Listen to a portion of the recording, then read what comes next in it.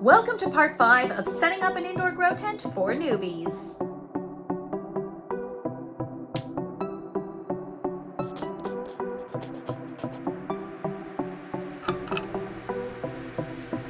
My name is Natalie and I'm an indoor gardener. I've been growing indoors for about 3 years now. Today we're talking setting up circulation fans in your grow tent. We've already covered the basics of inline exhaust fans, active intake fans, air pressure, and air movement.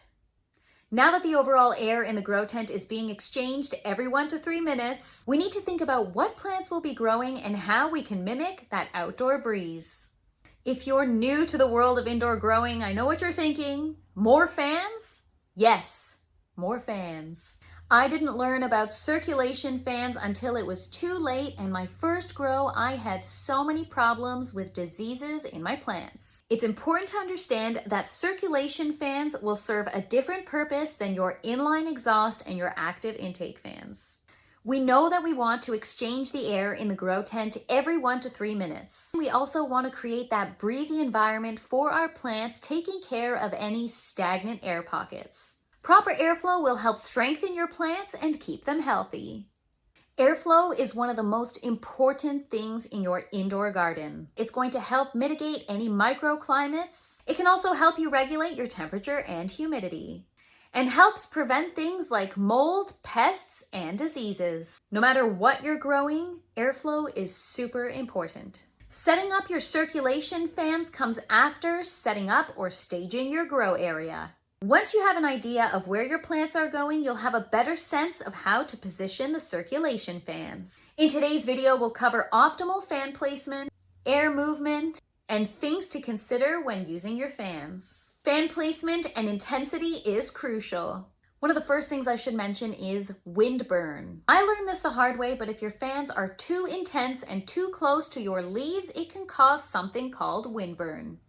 Windburn is physical damage on your leaves from continuous dry air blowing and depleting the moisture in your leaves faster than the roots can uptake.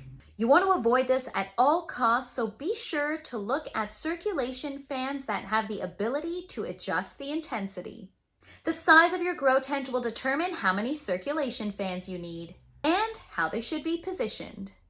The purpose of adding circulation fans is mainly to break up hot and humid microclimates within your grow. Sometimes areas within the canopy can be extra hot. An oscillating fan helps break up that air and circulate it. If you have a smaller grow tent, the idea is to add an oscillating circulation fan around your canopy level, slightly tilted upward. This helps exchange fresh air between your leaves, strengthens the stems, and pushes hot air through the canopy. The main goal is to keep air fresh and mitigate any microclimates.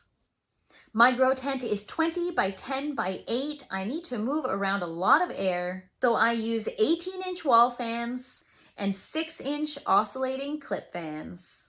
I place the 18-inch wall fans all around the grow tent close to the ceiling. I position them in a specific way with the goal of wanting to create a cyclone effect. This is not required for smaller grow tents, but with a space like mine, the goal is to circulate and mix large amounts of air. I have 4 6-inch clip fans close to my canopy, and I continuously readjust the height and intensity as my plants move through their various growth stages. I'm constantly making adjustments in my grow tent, and you'll see that once your plants start growing, you'll also have to make adjustments to the placement of your circulation fans. I recommend clip fans. They're super easy to readjust and reposition at any time during your grow. The goal is to break up the hot and humid spots within your grow while avoiding windburn. Once you understand that, you'll be able to find the best place for your circulation fans at various growth stages. You can always adjust the placement and intensity of your circulation fans once you get your plants in. But there's a term in cooking called mise en place. Everything in its place. I really found so much value in having everything set up in its place more or less before getting the plants into the grow tent. Planning and looking ahead can help save you time in the long run and set you up for success. If you enjoyed this video, please don't forget to like, share, and subscribe. And as always, follow me to learn more.